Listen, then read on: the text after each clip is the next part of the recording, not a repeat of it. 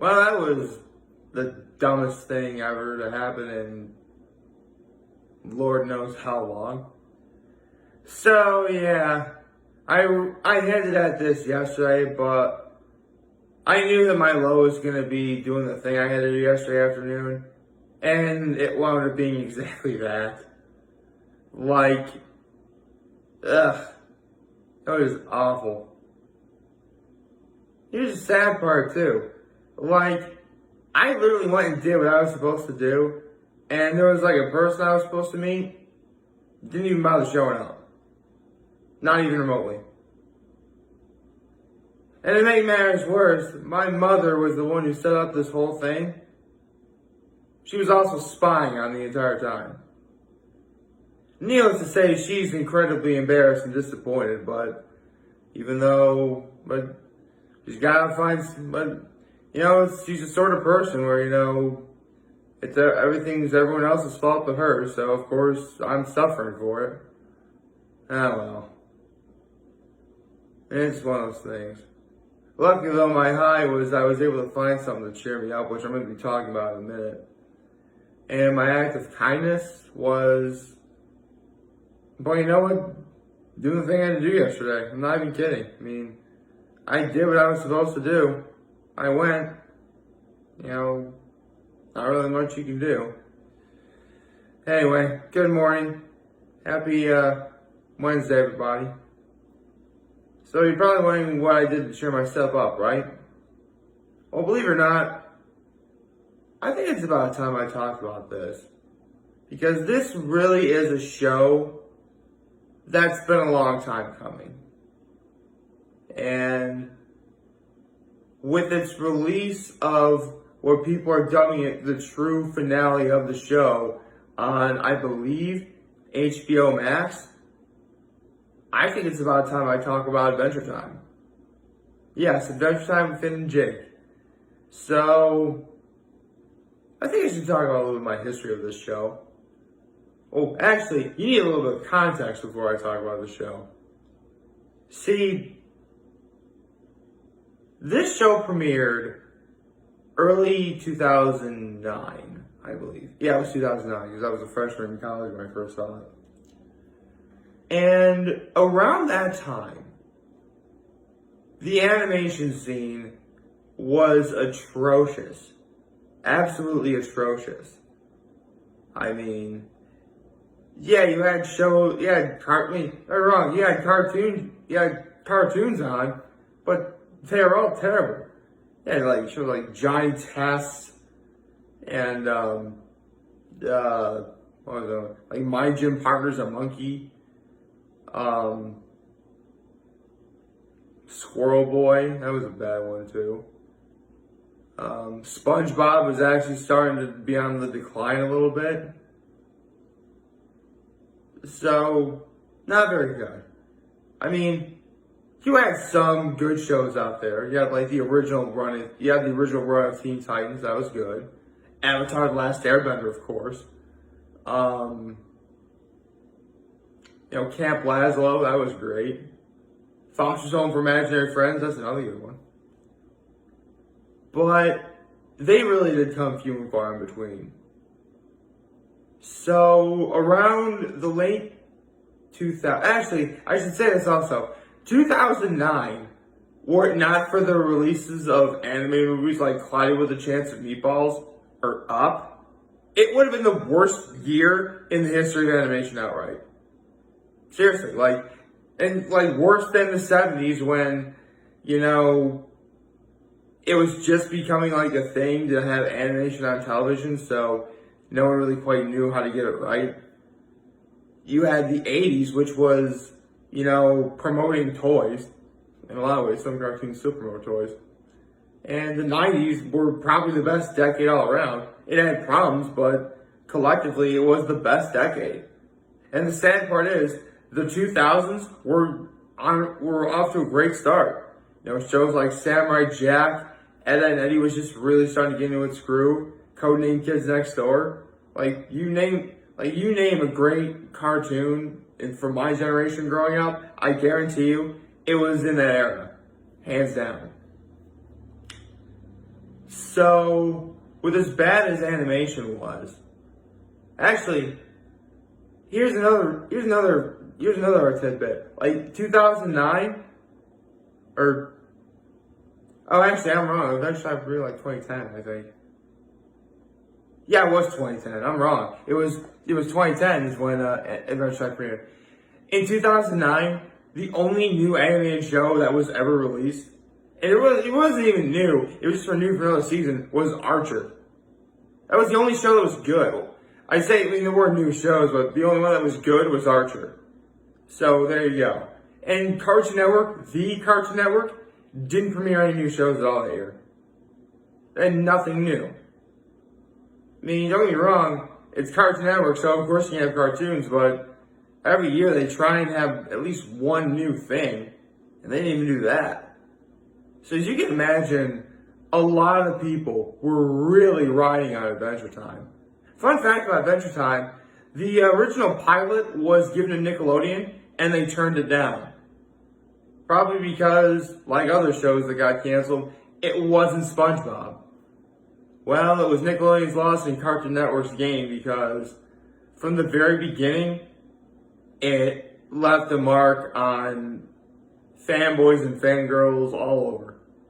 Everyone loved it. In fact, I'll admit, when I was first watching the trailers and promotion for the show, because, let's be honest, Cartoon Network really does that a lot, like, I would see it all the time.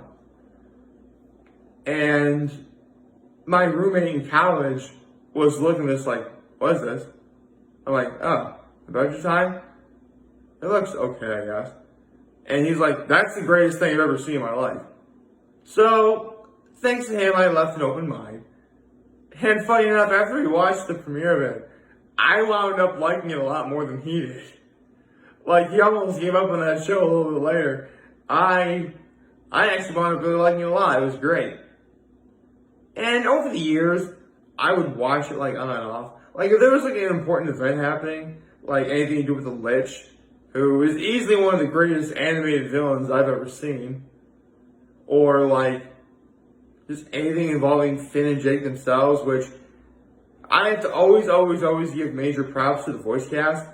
And this show needed Jeremy Shada and John DiMaggio as Finn and Jake respectively. Those two are magic together.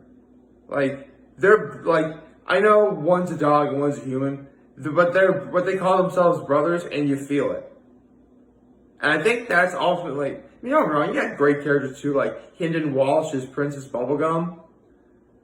Who else? I mean, actually, I just spoke with the Lich, Ron Perlman, who, you know what, I'm just going to say this right now. I've always thought that, you know, One Piece ever got to dubbing Whole Cake Island in English. I thought it was just so cool if they ever got Ron Perlman to dub Charlotte Katakuri. I don't think it would ever happen, but, you know, fingers crossed.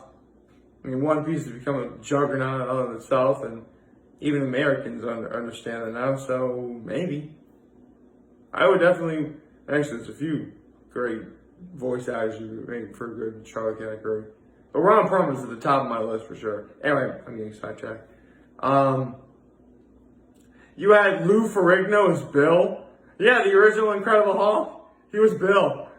Bill was like some legendary hero in the show or something. It was really out there, but at the same time, it really took a lot of risks. Like, literally in the first finale of the show, Marceline the Vampire Queen and Princess Bubblegum get together. So, yeah, it was definitely taking, I mean, don't get me wrong, risks like that have been taken in other shows before. I mean, Steven Universe did it first. So, there you go. Another Cartoon Network show I'm talking about. What do you know?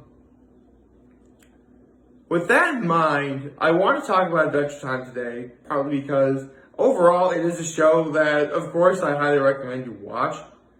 But after the original finale, which was Come Along With Me, HBO Max released they're supposed to release 4-hour-long specials. And as of right now, they released 3. But a lot of people are dubbing this third one as the true finale of the show. And after watching it, I absolutely have to agree. It was everything that a finale really are. It was pretty much perfect. You're probably wondering what it's called. Finn together are together again. What does that mean? Well, the special literally starts off with not even 10 minutes in, Jake dies. He just dies. He's just frozen in a thing of ice, sees a gravesite in front of him, just crawls to it, and then he dies. How are you gonna have adventure time with Finn and Jake without Finn and Jake? But it turns out what wound up happening was it starts off in Finn's mind as he was already dead. This is just getting stranger and stranger, isn't it? So apparently, Finn's plan all along was, because he always wanted to die with Jake, so they'd be together. They're brothers, they're best friends, they want to be together forever. And so Finn is now trying to go through the 50 levels of hell. I just said a bad word, I'm sorry. Of death. I'm sorry. I'm an idiot, but whatever. 50 levels of death, to try and find Jake. Apparently, the 50th level is Nirvana, is what it's meant to be, which is where Jake is, which kind of makes sense. Jake really always was a Zen type kind of person. But, it turns out that there's a new regime in the underworld called New Death, who apparently killed his father, the original Death, but it turns out New Death was being taken over by the Lich, which, you have to say, bringing the Lich back was a great move. Because it would really make sense, that would be the ultimate way to end the series, finally take down the Lich once and for all. And they do. It turns out, when New Death killed Old Death, he has to do everything that the Old Death originally does. Harvest souls for the dead and, stuff like that. The Lich wanted to take control of that because his ultimate goal, back when he was alive, was destroy all life. And with the power of New Death's body, he would have been able to do that. But luckily, Finn and Jake stop him. Hooray. Mr. Fox becomes the New Death. And literally, the Lich's hand, because it was in control of the hand, he's like, yes, but with the strong right hand. And then Jake stomps out and get out of here, throws him away. So the special ends with life, the universe, and everything being saved, again by Finn and Jake. And Jake's ready, and Finn's ready. Finn has an epiphany. He's ready to go back to life on his own.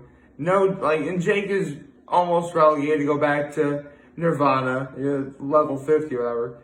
But then Jake's I want to go back too. And Mr. Fox's new was go ahead, I'm not your mother. And the special ends with Finn and Jake together again, going to be reincarnated into a new life. Dude, this was awesome. This is quite possibly one of the sweetest, most awesome things ever. And I know I said there's one more hour-long special, but from what I read up, it's wizard school where Peppermint Butler goes to become a wizard or something. So a prequel or whatever. I'm dude, if you're gonna do that first. Save, this is the true finale. I don't care what anyone says. Therefore, I felt it very appropriate to give him my thoughts overall about it. So, do I recommend Adventure Time as a show? Absolutely. It's colorful. The animation's always great. The characters are likable. It took risks. This is one of the first shows that really started to say sucks on television. So, I can tell you, this was a very, very good show. And this show is going to be talked about forever. It really will be. No. It likely won't have, in a lot of ways, it definitely has a greater impact than shows like Avatar: The Last Airbender. But, if you're telling me right now, like what the greatest Cartoon Network show of all time is. And don't get me wrong, I love Adventure Time, but it's not my favorite. I'll definitely say that Adventure Time, probably the best Cartoon Network's ever gonna have. Most likely will be the best it ever has. And keep in mind, this is from a guy who loved shows like Ed and Eddie and Steven Universe and The Grim Adventures of Billy and Mandy, Fox's Home for Imaginary Friends I mentioned earlier, and Dexter's Lab. All of those shows are great. You know, you'll never see me complain about watching any of them. But if you're asking me right now, the best show that Cartoon Network has ever had, or probably ever will, I'd say Adventure Time. Come on, grab your friends. We're going to very distant lands. Take the dog and fit the human. Fun never ends. Adventure Time. Like, favorite, chat, the subscribe button. Find the YouTube button. Turn on YouTube. I never hung this video for you guys watching. Hopefully, it will be a wonderful, wonderful hump day. And remember, you guys want to talk channels, we get to let you know. So back. Take care and make good choices. See ya.